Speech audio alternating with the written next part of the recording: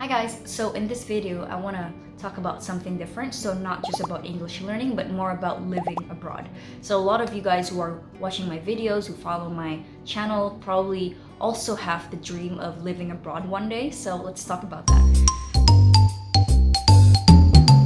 So as many of you know, I am Indonesian and right now I am living in my home country. I live in Bali, Indonesia, but I spent about a total of 10 years living abroad.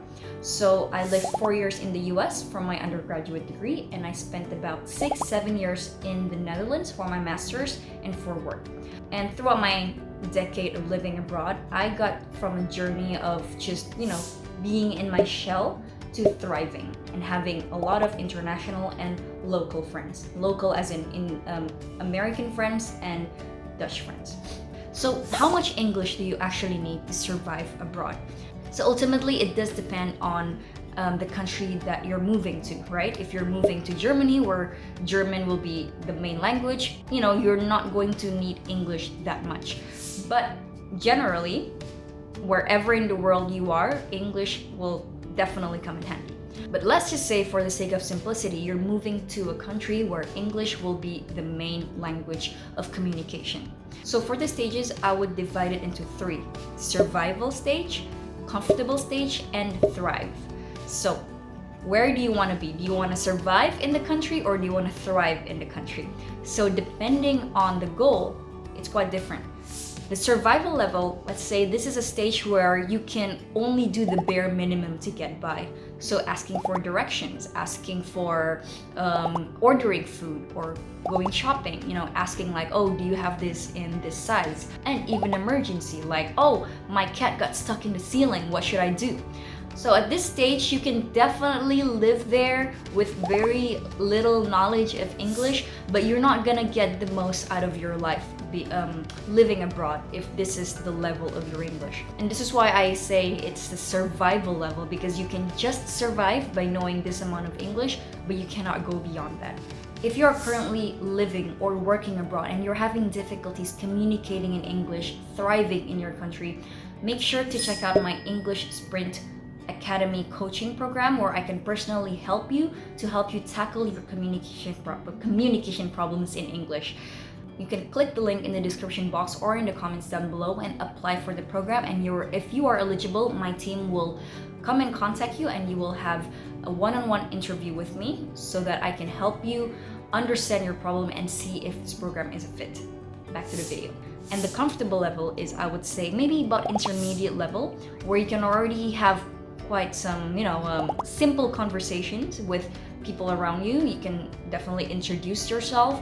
You can even take part in conversations, but more of a passive participant. And you can maybe handle some work-related conversations. Even you can do some complaints. So let's say you go shopping, but then you have a little bit of a problem. Maybe there's a defect in the item or you need to return something. You're able to get by with comfortable level of English. So this is actually pretty good, because this is an okay level to have, especially if this is your first time living abroad. If this is your starting point, you're off to a good start, because this level gives you a foundation to get to the next level, which is to thrive.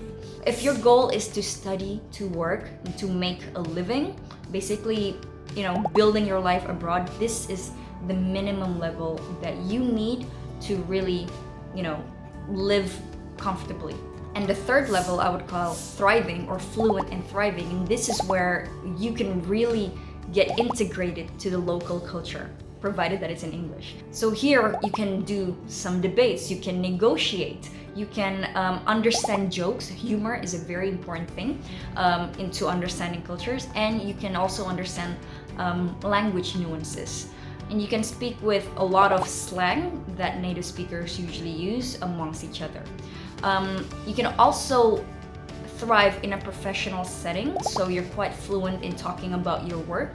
And of course, you can watch movies, TV series, advertisements without subtitles, without translation. So if you really want to make the most out of your life abroad, this would be the level that you should aim. And here, it's also a lot easier for you to make friends with native speakers, with locals. Let's say if you were to live in Australia, it would be a lot easier for you to make friends with local Australians if you're at this level. So when I first moved to the US, that was my first time living abroad back in 2011, so 14 years ago.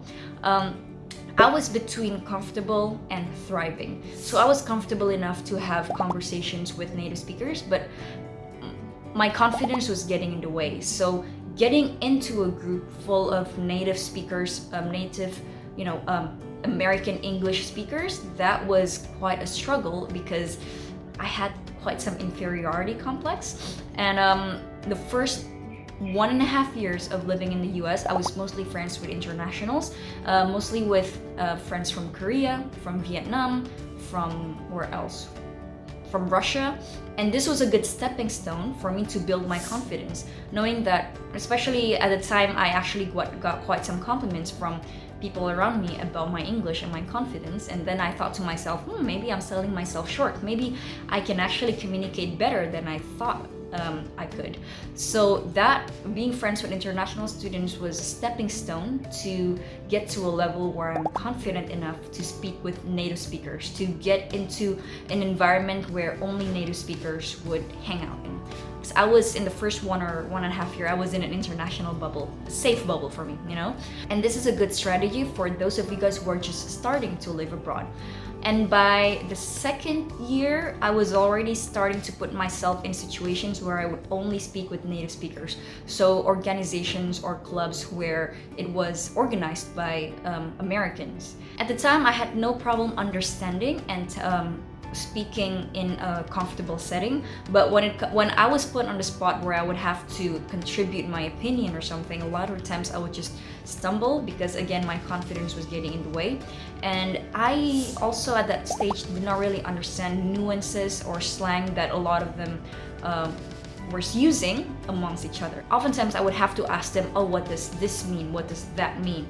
And there's nothing wrong with that, it's just a part of the journey. And then by the end of the second year, I was already hanging out, making study groups with Native American English speakers.